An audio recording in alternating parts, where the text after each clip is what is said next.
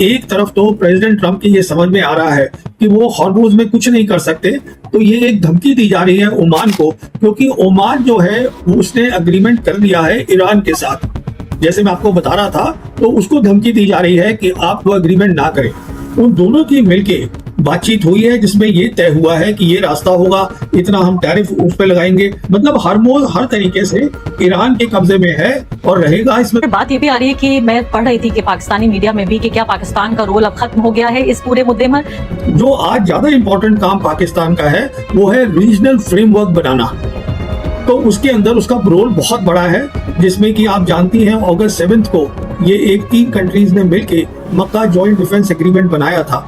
This is a step towards regional framework, मतलब सारी countries reason के साथ में लेके चलना। और मैं आपको इशारा करके ये भी बता दूं प्रॉब्लम कहाँ होगी। प्रॉब्लम चिकन नेक पे होगी, सिलीगुड़ी कॉरिडोर पे होगी, नक्शा देख लीजिए। तो कहने का मतलब ये है हमें ग्राउंड पे सिचुएशन को समझना है जो यहाँ नहीं समझी जा रही है। बहुत बहुत शुक्रिया मुझे अपने प्रोग्राम में बुलाने का। देखिए ऐसा है कि पहली बात तो हमें ये समझनी है कि स्टेट ऑफ हॉर्मोज बहुत इंपॉर्टेंट है पेट्रो डॉलर के लिए, अमेरिकन के लिए। तो डोनाल्ड ट्रंप ने सबसे पहले तो एक ये सोशल मीडिया पे दिखाया है कि state of Hormuz now is American territory, उसको डिक्लेयर कर दिया है उन्होंने। तो दूसरी बात ये है, उन्होंने कहा है कि जो ओमान है उसमें हम बम बरसाएंगे, जो आपने बात बोली है। तो हुआ ये है कि ओमान और ईरान के बीच में तकरीबन तय हो गया है कि किस तरीके से शिप्स जाएंगे, किस तरीके से आएंगे, क्या टैरिफ लिया जाएगा।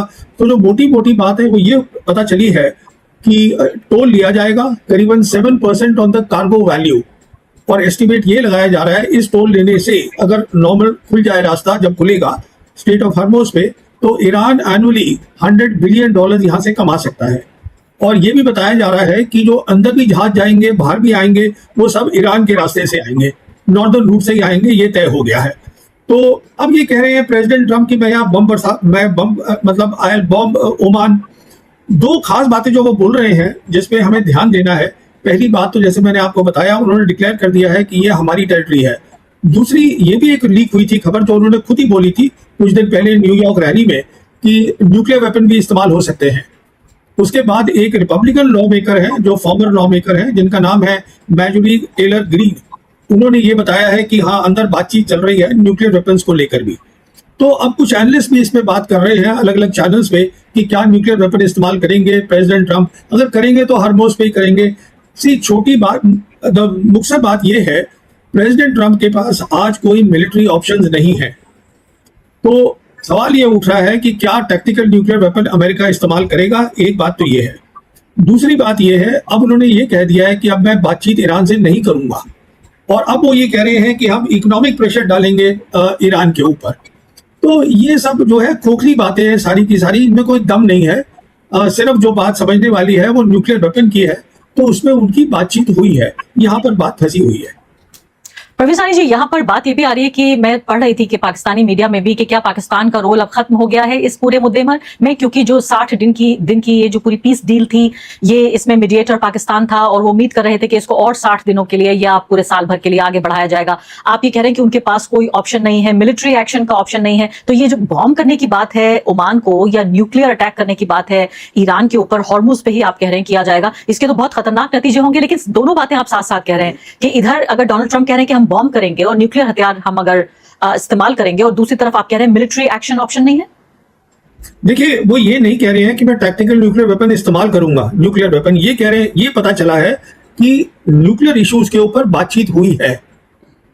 ये सिग्निफिकेंट बात है। जहां तक बॉम्ब करने का सवाल है, देखिए ओमान का और अमेरिका का बहुत गहरा रिश्ता है, हर मामले में, ट्रेड में भी है, हर चीज में है। इनफैक्ट अगर आप देखेंगे तो बहरीन में जो इनकी नेवल बेस थी, जो नेवल 5th फ्लीट का लॉजिस्टिक सेंटर था, वहां वो नंबर 1 था। उसके बाद ओमान में था। ओमान में भी इनके बहुत सारे नेवल एसेट्स हैं, जहां पर कि उनके जहाज अमेरिका के आ सकते थे।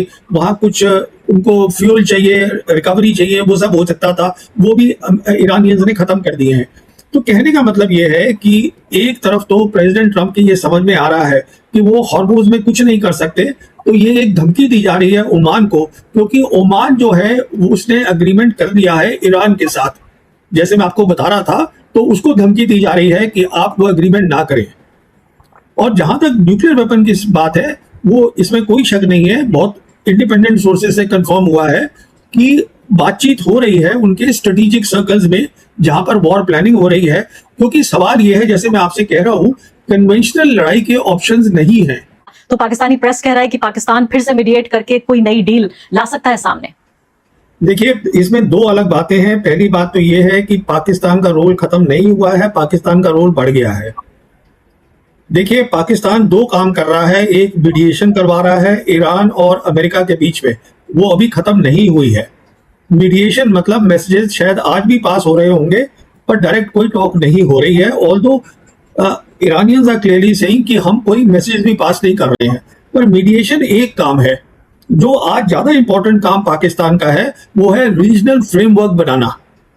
तो उसके अंदर उसका रोल बहुत बड़ा है, जिसमें कि आप जानती हैं अगस्त 7 को ये एक 3 कंट्रीज ने मिलकर मक्का जॉइंट डिफेंस एग्रीमेंट बनाया था। This is a step towards regional framework, मतलब सारी कंट्रीज रीजन के साथ में लेके चलना। इसमें एक बहुत इंपॉर्टेंट रोल पाकिस्तान प्ले कर रहा है इन सबको लाने में टुगेदर। जहां तक सवाल है कुवैत का, बहरीन का, देखिए ये धीरे धीरे करके इनकी समझ में आएगा कि अमेरिकन फौजें जो हैं वो यहाँ से हट रही हैं।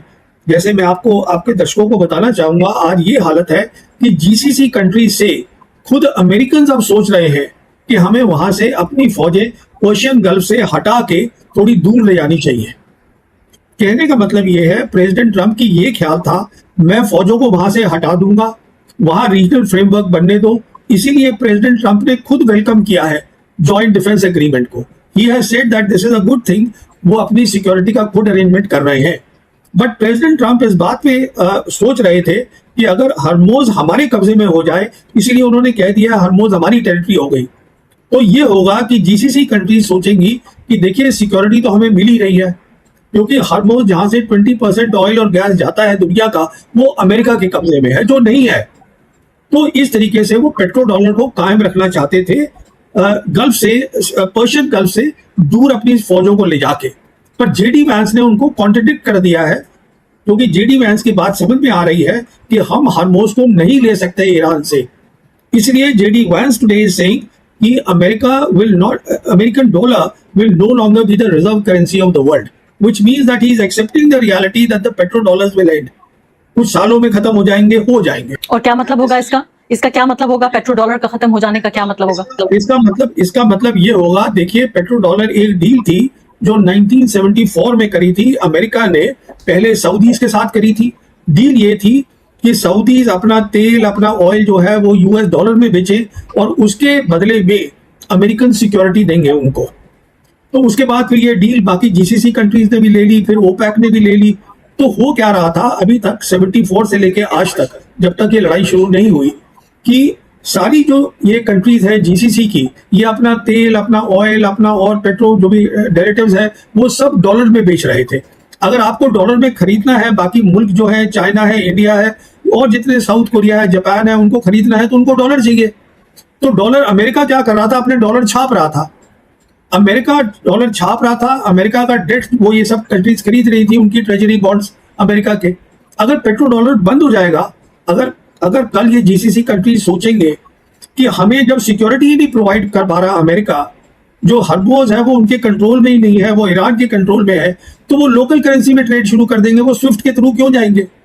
लोकल करेंसी में अगर करेंगे तो जो अमेरिका का डेट आज है जो $40 ट्रिलियन है, देखिए अमेरिका आज वो कंट्री है जो कमाता कम है, खर्चा ज्यादा करता है, उसमें कर्जा चढ़ा हुआ है। 40 ट्रिलियन उसका नेशनल डेट है, 32 ट्रिलियन उसकी जीडीपी है।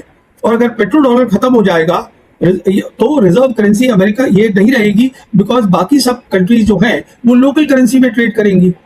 तो इसका मतलब ये है कि वो अपना ना तो फंडिंग कर सकते हैं अमेरिकन बेसिस की, कोई 780 बेसिस है 80 मुल्कों में around the globe, American empire खत्म हो जाएगा।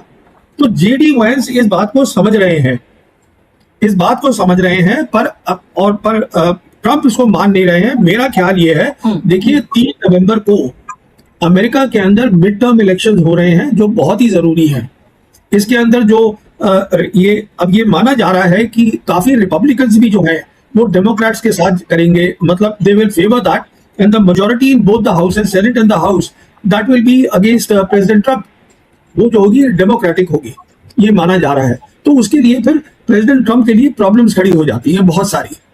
इसलिए ऐसा लग रहा है कि वो एक माहौल सा बना रहे हैं। He is running a narrative basically, because he is not in control of state of Hormuz. Social media में दिखा रहे हैं ये हमारी टेरिटरी है, आपकी टेरिटरी कहाँ से है, वो तो ईरान की टेरिटरी है। तो ये सब नैरेटिव धोखेबाजी चल रही है और कुछ नहीं है। ग्राउंड पे एक अलग कहानी है जो शायद जेडी वैंस अपने आप को डिस्टेंस कर रहे हैं प्रेसिडेंट ट्रंप से। बहुत बड़ी बात है कि जी हाँ, बहुत बड़ी बात है कि ये पूरे खराब मौसम का अंदाजा जो इनको हो रहा है, ये आपने बहुत बड़ी बात कही है, चेंजिंग वर्ल्ड ऑर्डर, जिसका मैं और आप 6 महीने से हम लोग एक दूसरे से बातचीत कर रहे हैं और आप लगातार ये कह रहे हैं कि पूरी दुनिया की जो तरतीब है, जिस तरह से दुनिया चलती आई थी इस जंग से पहले, वो बदल जाएगी और नए उसूल होंगे, नए रूल्स होंगे, नए रेगुलेशंस होंगे। उस बदलती दुनिया का ही एक इशारा है जिसमें आप अमेरिकन एम्पायर के एंड की बात कर रहे हैं कि अगर पेट्रो डॉलर में ये ट्रांजेक्शन बंद हो जाता है तो ये पूरे तरीके से ये एंड ऑफ अमेरिकन एम्पायर होगा। मैं एक ही लम्हे में आती हूँ, जो मक्का पैक्ट है उसको लेकर भारत में किस तरह की प्रतिक्रिया है, और यूएई, इजराइल और भारत, ये तीनों एक त्रिकोण जो बन रहा है, इसको लेकर किस तरह की बात है। लेकिन मुझे ये समझ में नहीं आया जब डोनाल्ड ट्रंप ने खुशी का इजहार किया, क्योंकि जैसा मैं कह रही थी कि बाकी भारत के पत्रकारों की तरह मैं भी वेस्टर्न कमेंटेटर्स को सुनती हूँ, और वो तो खुद अपनी ऑबिचुरी लिख रहे थे, खुद अपना मर्सिया पढ़ रहे थे कि देखिए हमारा तो we are over, we are finished, American idea is finished. लेकिन उसके बावजूद डोनाल्ड ट्रंप आके बढ़ चढ़ के कहते हैं कि बड़े खुश हैं और तारीफ कर रहे हैं मक्का पैक्ट की। तो इन दोनों के बीच हम कैसे सेंस कैसे बनाएं कि एक तरफ कमेंटेटर्स, दूसरी तरफ डोनाल्ड ट्रंप और तीसरी तरफ JD Vance?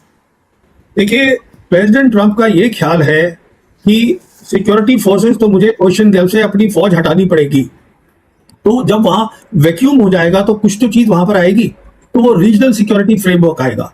But he also wants to maintain good relations with the GCC countries. वो इसलिए because he needs the petro dollars. So what he is thinking is, अभी तक ये सोच थी प्रेसिडेंट ट्रंप की, स्टेट ऑफ हॉर्मुज मेरी रहेगी, इसका मतलब मैं सिक्योरिटी दे रहा हूं जो है जीसीसी कंट्रीज को। So GCC countries will continue to trade in petro dollars, ये उनकी सोच है। और वहां से मुझे हटानी जरूरी है पर्शियन गल्फ से, बिकॉज वो वनरेबल हो गई हैं, वहां मैं रख ही नहीं सकता हूं। बिकॉज जो जीसीसी कंट्रीज हैं पहले तो वो नहीं मानेंगी अब, क्योंकि उनको खतरा हो रहा है अगर अमेरिकन फोर्सेज वहां बैठी हुई हैं, और वो खुद नहीं वहां रखना चाहते क्योंकि नुकसान बहुत हो चुका है ये ईरानी मिसाइल और ईरानी ड्रोन से जो बहुत एक्यूरेट है, तो वो पर्शियन गल्फ से दूर होना चाहते हैं अपनी फौजों को, पर पूरा कब्जा चाहते हैं हॉर्मुज पे। और सोच ये है कि बिकॉज कब्जा रहेगा हॉर्मुज पे, पेट्रो डॉलर चलता रहेगा, जो नहीं होगा, उनका कब्जा ही नहीं है वहां पर। JD Vance is seeing the reality कि हमारे पास हॉर्मुज का कब्जा नहीं है और ना होगा अब, इसलिए ही इज टॉकिंग ऑफ कि यूएस डॉलर जो है वो रिजर्व करेंसी नहीं रहेगा दुनिया की। और अभी तक जो अमेरिका चीपली मतलब जिंदगी बिता रहा था, अब there will be inflation, he is already given the indication, वहां रेट बढ़ेगी। देखिए आज क्या हो रहा है, सबसे बड़ी दिक्कत अमेरिका में जो लोगों को हो रही है बिकॉज ऑफ दिस वॉर, वो हो रही है कि गैसोलीन के प्राइसेस बहुत बढ़ गए हैं। वो एक बहुत बड़ा मुद्दा बन चुका है अमेरिका में। उसके बाद फिर इन्फ्लेशन बढ़ गई है बहुत ज्यादा, वो एक और मुद्दा बन चुका है। तो JD Vance is actually siding with the thinking कि हमें ये लड़ाई छोड़ के forget about petro dollars, we have to live with what we have. जो चीप हम जिंदगी बिता रहे थे because of petro dollars, somebody was buying our debt, वो वक्त निकल चुका है। जी हाँ, और जो भी थोड़ा बहुत अमेरिका को समझता है वो जानता है कि वहां पर दो चीजों पे सरकारें हिल सकती हैं, एक तो ग्रोसरी के दाम बढ़ जाना और दूसरे वहां जो ईंधन है, जो गैस है, उसके दाम बढ़ जाना। पूरी की पूरी इकोनॉमी और पूरी सोसाइटी इस पे ही डिपेंड करती है। इतने सारे लोग हैं जो सोशल सिक्योरिटी, यानी जो सरकार से पैसा मिलता है, बेरोजगारी का भत्ता या ये सब कुछ, वो सिर्फ ग्रोसरी के दामों पे कहीं ना कहीं डिपेंड करता है। और इसीलिए जो जोहरान ममदानी है न्यूयॉर्क में, चूंकि इतना मुश्किल हो रहा था वहां पे जीना, सिर्फ एक 1 पॉइंट एजेंडा पे वो भी पूरा चुनाव जीत गए थे। अब मैं आ जाती हूँ यहाँ पर, ये जो सऊदी और पाकिस्तान और टर्की वाला पैक्ट हुआ है, इसको लेकर भारत की तरफ से तो कोई, मुझे लगता है आधिकारिक मैंने नहीं देखा कोई रिएक्शन आया है। लेकिन इतना ज्यादा रिएक्शन मांगा जा रहा था कि ये सोचिए कि आर्टिफिशियल इंटेलिजेंस के लिए जरिए नरेंद्र मोदी का झूठा बयान तैयार किया गया, जिसमें वो बहुत स्ट्रांगली ऑब्जेक्ट कर रहे हैं कि ये लोग साथ में आ रहे हैं और इस तरह से करके। मुझे लगता है कि शायद ये पाकिस्तानियों का कारनामा रहा होगा कि वो चाहते थे कि पाकिस्तान को बढ़ा चढ़ा के दिखाया जाए। चलिए वो तो हमें नहीं पता कि क्या किसने किया ये जरूर, लेकिन जो एम्बेसी है भारत की सऊदी अरब में, उसको बाकायदा इस पर रिएक्शन देना पड़ा कि ये झूठ है और ये एआई है। इस तरह का कोई बयान नरेंद्र मोदी ने नहीं दिया। मैं आपसे यहां समझना चाहती हूं कि जिस तरह से मैंने जिक्र किया कि ये जो मक्का पैक्ट का हम जिक्र कर रहे हैं, उसी के काउंटर के तौर पर देखा जा रहा है कि इजराइल, इंडिया और यूएई, ये तीनों देश आकर और एक कोई पैक्ट या कोई अलायंस जो उनका बन रहा है, उसको लेकर सऊदी अरब को ऑब्जेक्शन हो रहा है। वहां के तमाम कमेंटेटर्स कह रहे हैं कि नहीं करना चाहिए। तो अगर इधर सऊदी अरब, पाकिस्तान और टर्की बना रहे हैं, तो इधर क्या एतराज है अगर भारत, यूएई और इजराइल मिल जाए? देखिए ऐसा है, पहली बात तो ये जो बात चल रही है, ये जो इंडिया यूएई और इजराइल की बात, ये दो, there are two reasons why it is being said. One is, हम इसको बोलते थे कि ये वेस्ट का क्वाड है, जिसको I2U2 बोलते हैं, which is India, Israel, UAE and America. ये चार का, यूएस का, तो वो खत्म हो रहा है। अभी कहाँ है वो, मैं बताता हूँ। दूसरा जो ये आईमेक की बात हो रही थी, India middle east European corridor, जो कि यूएई के थ्रू जाएगा, फिर इजराइल जाएगा, हाइफा पोर्ट, और वहां से यूरोप जाएगा। तो ये सब चीजें, ये अब सब बदल रही हैं। अभी वहां पर एक रीजनल सिक्योरिटी फ्रेमवर्क आ रहा है, जो एक नई सोच है, और उस नई सोच के तहत जो है, जो मैं आपसे बता रहा हूं, पाकिस्तान का बहुत इंपॉर्टेंट रोल है उसमें। अच्छा, अब जहां तक हुआ क्या है, यूएई और सऊदी का सवाल है। आपको शायद मालूम होगा कि 2 मिसाइल्स फायर हुई हैं अभी, कल की बात है, शायद यूएई के पर फायर हुई है, और ये बताया जा रहा है कि वो मिसाइल ईरान ने फायर करी है। ईरान ने क्लैरिफिकेशन दे दिया है कि हमने फायर नहीं करी है।